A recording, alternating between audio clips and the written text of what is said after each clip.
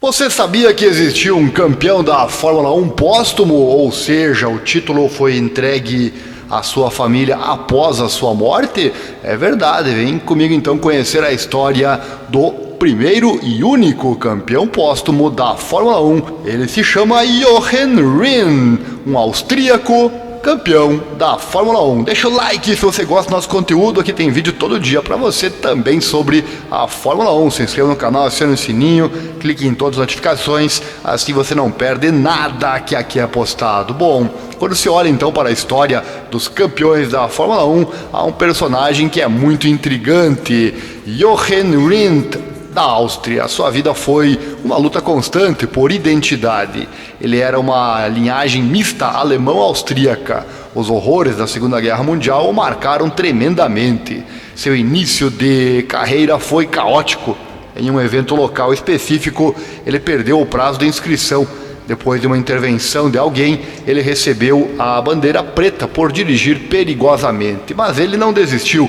Depois de anos tentando, fracassando, depois acabou tendo sucesso, sendo dominante em 1970. Mas em circunstâncias trágicas, ele morreu em um acidente em alta velocidade em Monza, no circuito de Monza. Mas tal era seu domínio que mesmo assim acabou campeão mundial. Até o momento, Rindt continua sendo o único indivíduo na história da Fórmula 1 a receber o título mundial póstumamente. Suas conquistas foram tais que seu oponente não conseguiu alcançá-lo, mesmo após sua morte. Foi um final triste para um homem que simbolizava a determinação no esporte. Ele constantemente expressava opiniões sobre o seu carro e sobre as condições de corrida não serem seguras. Isso é um tributo à sua bravura. Vem comigo então conhecer mais detalhes desta história fantástica. Deixa o like já se estiver gostando do vídeo. As cicatrizes da Segunda Guerra Mundial e as primeiras lutas de Jochen Rindt. Nascido em 1942 em Mainz, na Alemanha, a infância de Rindt foi marcada pelos horrores da Segunda Guerra Mundial. Seus pais foram mortos durante o bombardeio de Hamburgo em 1943. Naquela época, Rindt tinha 15 meses de idade. Ele foi criado por seus avós na Áustria, na cidade de Graz. Ao longo de toda a sua vida, Rindt lutou com a dupla identidade da herança austríaca e alemã. Mas quando se tratou de corridas, Rindt decidiu correr sob a bandeira e licença austríaca. Um acidente de esqui resultou na fratura do colo do fêmur. Isso o levou a várias cirurgias que deixaram uma perna 4 centímetros mais curta que a outra. Como resultado disso, Rindt mancou ligeiramente pelo resto da sua vida. Quando ele estava indo para obter sua licença, ele enfrentou mais obstáculos, dessa vez com a polícia. Rindt, em sua juventude, havia acumulado algumas contravenções que resultaram em muitos atrasos na sua carreira. Mas quando ele conseguiu, ele estava apaixonado por pilotar. Quando ele foi com seus amigos para Nürburgring, seu interesse pelo esporte na Fórmula 1 cresceu imensamente. E vieram os primeiros problemas para Rindt na Fórmula 1. Após a primeira sinalização negra em um evento de corrida de 1961, Rindt adquiriu a reputação de ser um piloto perigoso. Durante um incidente particular na Fórmula Júnior em Budapeste, ele quase colidiu com os espectadores na rua. Em outra corrida em Casecatino, na Itália, Rindt aproveitou um acidente na primeira etapa. Enquanto a maioria dos pilotos diminuía a velocidade para a ambulância que chegava, ele correu à frente entre as barreiras de palha e o veículo médico estacionado para assumir a liderança. Certamente era outra época, outras regras. Apesar da sua reputação, ele teve grande sucesso na Fórmula 2. Rindt venceu 29 corridas e se tornou conhecido por frear tarde. Ele já havia adquirido o apelido de Rei da Fórmula 2. No entanto, isso não se traduziu em sucesso para Rindt na Fórmula 1. Em suas primeiras temporadas na categoria, de 1964 a 1968, ele se retirou com frequência. No entanto, no ano de 1966, provou ser o início do sucesso de Rindt. O austríaco garantiu o seu primeiro pódio no Grande Prêmio da Bélgica, prova afetada pela chuva. Ele mostrou regularidade e poderia ter vencido a corrida, mas seu carro estava com problemas. No geral, ele garantiu 3 pódios e terminou o campeonato na 3ª posição. Em 1968, ele recebeu uma oferta para pilotar pelo time campeão Brabham. No entanto, a equipe estava com problemas técnicos e ele não conseguiu terminar a maioria das corridas. Rindt garantiu o 3º lugar na África do Sul. No entanto, a temporada de 1968 seria marcada pela morte do seu amigo Jim Clark, que faleceu em uma corrida da Fórmula 2 em Hockenheim. O domínio de 1970 após a experiência de quase morte em 1969. A morte de Clark afetou muito Rindt. Durante a temporada de 1969, ele quase sofreu um acidente fatal na Espanha. A suspensão montada em seu carro quebrou, o que o lançou em direção às barricadas. Rindt quebrou o nariz. A corrida na Itália foi um momento memorável. Durante a última volta, Rindt, Jack Stewart, Bruce McLaren, Jean-Pierre e também o Jean-Pierre Beltais estavam correndo muito juntos enquanto se aproximavam da linha de chegada. Stewart venceu, apenas 8 centésimos à frente de Rindt. O 4º colocado, McLaren, também estava a 2 décimos. Foi o resultado mais apertado, com 4 pilotos da história do esporte. Mas Rindt finalmente quebrou a seca sem vitórias ao vencer o primeiro Grande Prêmio dos Estados Unidos, em Watkins Glen. Isso resultou em Rindt ganhando $50 mil, que foi o maior prêmio da história da Fórmula 1 naquela época.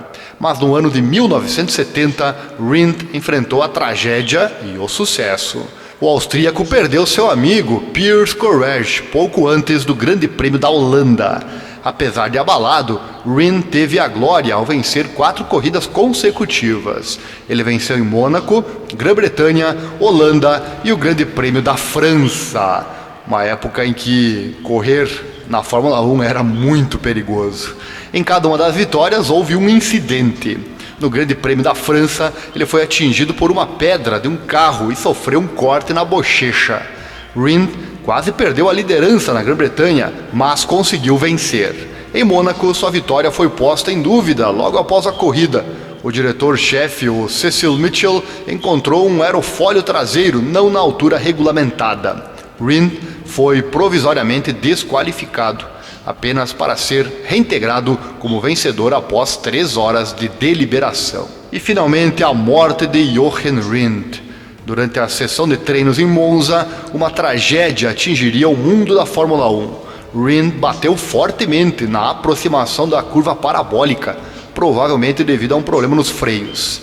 Danny Hulme, que estava seguindo Rindt na época, descreveu o acidente da seguinte forma, olha só: Jochen estava me seguindo por várias voltas e lentamente me alcançando, e eu não passei pela segunda curva da lesmo muito rápido.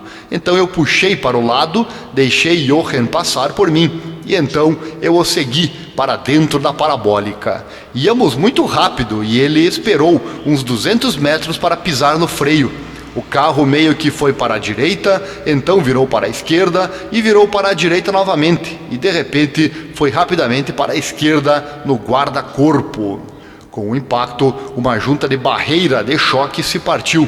A suspensão do veículo passou por baixo da barreira e o carro bateu de frente em uma escora. A frente foi destruída. Rindt tinha o hábito de usar apenas 4 pontos no seu arnês. Arnês é uma espécie de cinto de segurança de 5 pontos que era disponível na época. E ele também não usava as correias na virilha, pois queria poder sair rapidamente do carro em caso de incêndio. Como resultado, com um impacto, ele deslizou por baixo dos cintos. Esses cintos cortaram fatalmente a sua garganta. Investigações posteriores descobriram que o acidente foi iniciado por uma falha no eixo do freio interno dianteiro direito do carro. Mas a morte de Rindt foi causada por barreiras de segurança mal instaladas. Rindt foi declarado morto a caminho do hospital em Milão. A Lotus retirou todos os carros da corrida, incluindo o Lotus 72 inscrito por Robbie Walker. O Grande Prêmio aconteceu e Clay Regazzoni conquistou sua primeira vitória, mas as comemorações foram silenciadas. Houve uma longa investigação sobre a morte de Rindt na Itália, levando a um julgamento contra Colin Chapman. Ele foi inocentado de todas as acusações em 1976. O Lotus 72 destruído permaneceu na Itália após o julgamento, indo parar em um ferro velho perto de Monza. Em 1985, um corretor de imóveis encontrou os destroços e comprou-os das autoridades, trocando-os posteriormente em 1993 por um carro de Fórmula 3. Desde então o carro está parado em uma garagem perto de Milão. Mas tal era o nível de domínio no campeonato daquele ano, Rins seria imortalizado mesmo após a sua morte. Na época em que morreu, Rins havia vencido 5 dos 10 grandes prêmios daquele ano.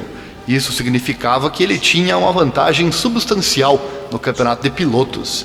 Depois de vencer a próxima corrida no Canadá, Jack Ickx ficou a 17 pontos de Rins no campeonato, dando a ele a chance de ganhar o título se vencesse as 2 corridas restantes. No Grande Prêmio dos Estados Unidos, corrida vencida pelo substituto de Rins na Lotus, o Emerson Fittipaldi, Ickx terminou em 4º. Isso fez de Rins o único campeão mundial póstumo do automobilismo.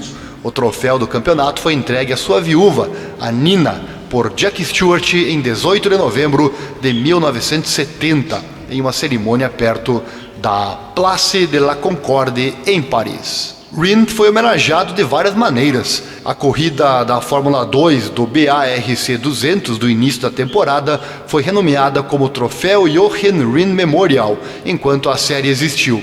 Em 2000, no 30º aniversário da sua morte, a cidade de Graz confeccionou uma placa de bronze em memória de Rins, com a esposa Nina e a filha Natasha presentes. A penúltima curva no autódromo Red Bull Ring, na Áustria, recebeu o nome de Rins. O Historic Sport Car Club, no Reino Unido, hospeda um campeonato histórico da Fórmula 2, cuja categoria pré-1972 é chamada de Troféu Classe A Jochen Rins.